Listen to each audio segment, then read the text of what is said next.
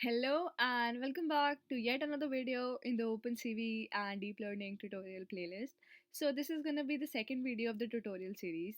In the first video, we covered the very basics of OpenCV, from how to display an image using OpenCV to actually smoothing an image. We learned about all the functions. If you haven't checked that video out, I would seriously suggest go to my playlist and check all the basics, so that in this video you don't have any problems recalling what we taught earlier. So as you can see on my screen, I have these multicolored images present, and our task is to identify each and every shape and in turn print it out or count the number of shapes available in this image. So, for doing that, we have a series of steps involved, right from detecting the edges to contouring to finding out the threshold value and image manipulation. So, this video is going to give you an overview of how each of these functions work and how each function sets a specific guideline or actually makes the entire pre processing of the image part much easier. We're going to discuss about each and every topic in absolute detail. So stay tuned with the video and let's get started. So in order to actually start, I am going to create, like I always do, a new folder, and I'm going to name it OpenCV Python. All right, and this is the image. I've already named it demo.png, and I'm going to place it inside of it, and let's open our VS Code. And there you go. So let's create a new script and let's name it count because it's counting, count.py. We already had the libraries installed from the previous video. If you haven't, again, go check it out. Gonna import all the two libraries like I did previously, that is CV2 and Immutals. So after successfully importing all our libraries, we need to move to our step number one, and that is the conversion of this colored image or an image which has all the RGB values to gray, to a grayscale image, that is just having black and white pixels. So for that, just like usual, I'm gonna create a variable that is image, and using OpenCV's read property, I'm gonna read this image from its absolute path. In this case, it's inside the same directory, so it's gonna be demo.png because that's the name of the file. And now I have the colored image in the image variable, and I need another variable, and I'm naming it gray. So in this variable, I can store the transformed or the gray image. So let's comment it out. So using CV2's internal properties, we can easily, transform these images. So first is CVT dot color, or sorry, CV2 dot CVT color. So this particular function takes the image which needs to be converted as an argument, and another, it takes what color do you want to convert this image to. So in our case, the color is from BGR because it's a colored image to simply gray. So using this function, the image is restored into the gray or the uh, black and white version. So now moving further, let me just quickly display this and see that my code is working fine till now. And cv2.im show parameter, that is, sorry, the string and then the parameter. Let's print this. Oh, sorry, I haven't used the wait key, so that won't work. So cv2 dot wait key, and let's wait 1,000 seconds before actually running it up. So there we go, and boom, as you can see, I have converted that colored image into this grayscale. And even over here we don't have those three RGB values because, oh, it went away. So we did not have the three RGB values because now we are only dealing with two-dimensional images. So this was the first step in our pre-processing, and now let's hop over to our step number two, and that is basically detecting the edges around this image or this image in grayscale. So, what exactly is edge detection? Edge detection is used to find the boundaries around the image, or because we are dealing with calculating the number of objects we have on this picture. So, we have to deal with the boundaries associated with each and every picture. So, for that, let's take up a variable since we are dealing with edging. Let's take a variable edge using CV2's canny method. So, what exactly is that? In order to detect edges in a image, we use a specific algorithm known as the Canny algorithm. And we have OpenCV has directly implemented it for us, but you can go to the documentation and check how that algorithm is implemented from scratch, because even there are a series of processes involved right directly from cleaning the noise in that particular image by blurring out the contents using the Gaussian blur. We discussed about all these in our previous video, so you can go and check that out and also read about how Canny algorithm works. So, first of all, this particular function takes the image value that is gray. You cannot pass in this image over here. The reason being, this is colored image, but this algorithm right now, or for the sake of the tutorial and not to avoid any complications, just to avoid any complications, we are going to work with the grayscale image. It takes two parameters, okay? So the first one is the minimum value and the second one is the maximum value.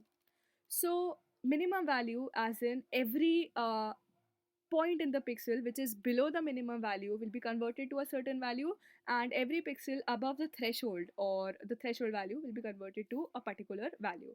So for our sake, I'm just using random numbers, that is 30 and 150. So we have two thresholds over here. Anything less than 30 will be converted to white and everything greater than will be converted to black. So let's just display that out. cv2 dot I am show, and since this is an edged image, I'm gonna use the edged value and pass in the edge variable. I'm gonna just uh, remove this. Okay. Oh, it's always advisable to delete the terminal because you might have some errors printing it out. And there it is. This is our edged image which just have all the boundaries and nothing, we are not dealing with any solid gradients, so all the noises are removed from the image and yet it is ready for another pre-processing. So talking about these lower and upper bounds and what do they signify, basically first let's get started with the upper bound. So every value in this particular image pixel which is greater than 150, or any value of upper bound which you choose, will actually be considered as a boundary, okay, or as an edge. And everything below 30 will not be considered as a boundary, also will be a part of the solid gradient which will be removed and will be considered as a noise. Now the question arises, what happens to the value between these pixels? For that, the answer is it depends upon which edge are they in touch with or are in contact with. A very good explanation of how this algorithm works, like I said, has already been on the website and also the OpenCV documentation. So don't forget to check it out so that you understand how exactly do we actually work with images, or is there any way you can customize it according to your own needs. Don't forget to play around with the values and getting, different kinds of images. Now, moving on to our step number three for the video, and that is thresholding. Yet another very important step for all the image processing pipelines. It helps us to remove lighter or darker regions in the contour images, and it is applied for almost every pixel, all right, and defines a certain threshold value. So it has like some lower bound and upper bound, just like our edged images, and every each and every bound serving a specific purpose. So getting inside what thresholding does, let's create another value or variable, that is thresh, and using CV2's internal threshold function, we basically are going to customize our project. So for thresholding, we first have to pass in the value which we need to pass, or the image which we need to be thresholded. And again, it needs a set of two values, okay? One can be the lower bound, in my case 225, and other will be the upper bound, that is 255. Offers multiple types of thresholding. So the third parameter is exactly the kind of thresholding we want to use. Is it pixel by pixel, or we want one specific value for all the pixels? According to that, we can customize it just by the way we want it to. So anyway, let's just show it. I am going to change the name from edged to thresholding and gonna pass in the thresh value, and let's just see what it returns. Okay, so you remember all the threshes and all the edges we had, edges we had in my last video. They are all gone, and it's just a simple image with simple values. After thresholding, let's move on to our final step, and also a step number 4, that is finding out the contours around the threshed image.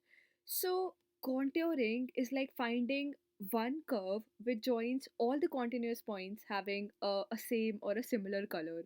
Also, in if we have to simplify it, it will be like finding white objects from a black background. So, as you already saw, the thresholding part, that everything was just reduced to basics, and we had white shapes over a black background, and we just need to find these white shapes in order to actually identify those particular shapes as individual identities. All right. So for that, let's take another variable, and I'm naming it CNTS, short for contours. And I'm going to use CV2's inbuilt function, which is find contours. So this function is basically gonna find everything white on that black background and return us the number or a numpy array of everything. And here, let's pass the value or the variable which we want to be, contoured. And another parameter which we which we gotta write is the retrieval mode. You can read about it, how we do it. There are list form, but for simplicity, let's just not dive deep into it. So simply we use CV2's method of retrieving files, and that is it's retr externals. Okay, so it is cv2 dot retr external. And another method that we're going to use here is another parameter, or the last parameter is basically chain approximation.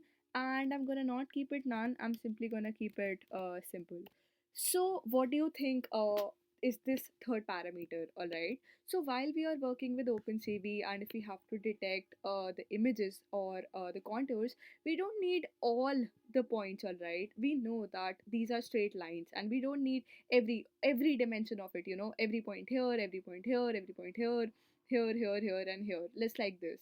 So in order to actually create a two-dimensional image, what we need is just the starting coordinate over here and the end coordinate over here. So those are the modes you can actually access, and if you're sure, you can play clever over here. And right now I'm using simple, that is I'm not using all the points, just the starting and the end points. So I know that this is an object and it is a straight line, so I don't need any further complications. I'm gonna take this variable again, and using the immutals libraries grab contour method, add all the contours we calculated previously, and save it inside the same variable. So now, for quick understanding, let's just print this out. All right, so these are the endpoints, or the axis value of all the variables we got. But still, our point or the project idea was to actually calculate the number of images we had. So rather than displaying the entire contours itself or the array, let's just display the length of each and every array. So the length of this array is going to give us the number of images we had. All right, that makes it 6, 1, 2, 3, 4, 5, and 6. That's it about this video. Alright, do mess around with more images, try running this code on your own, try experimenting with the lower and upper bounds, try reading out the documentation, and don't forget to ask your doubts in the comment section, and I'll ensure that I answer each and every doubt. Also, I'll mention my Instagram and Gmail link. So if you want to reach out to me, you can do that easily using that particular link. Thank you for watching the video. Stay tuned because, as I said, there is a lot coming up. Thank you and bye bye.